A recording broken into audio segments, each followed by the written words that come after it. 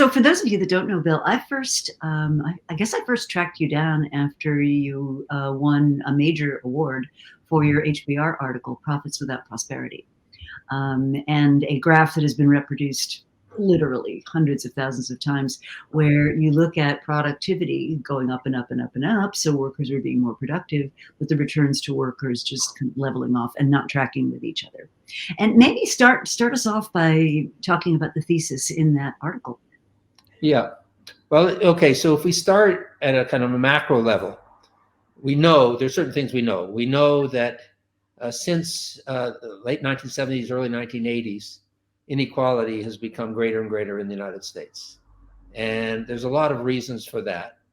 But I would argue that the prime reason is that the corporate economy has become hugely financialized, in the sense that the profits that the companies are generating, and these are innovative companies, get grabbed by people who claim that they belong to them.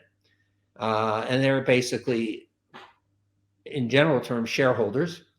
They got supported in the 1980s by economists like Michael Jensen and agency theorists who just assumed that shareholders were the ones who invested in companies, and the reasons why companies grew is they took risk, and therefore when the profits are there, they should claim the returns because they're then going to allocate them to other uses that are going to somehow create more value.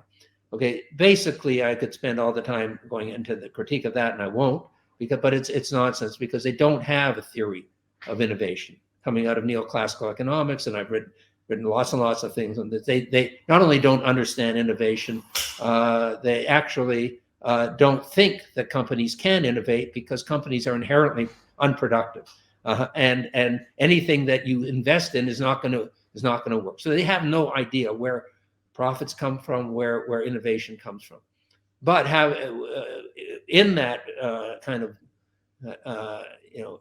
let's say lack of insight into how the economy actually works, they do think that the market allocates everything. This is all the other thing you learn from economists, to its best alternative uses. So,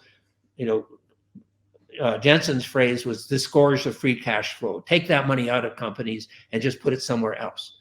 And actually, the term disgorge was, well, where did that money come from? I mean, it shouldn't be there somehow. Well, it should be there because workers help to create those products. Often the government help back it with infrastructure and knowledge and various types of subsidies. Suppliers contributed to it. Distributors contributed to it. Even consumers contribute to innovation.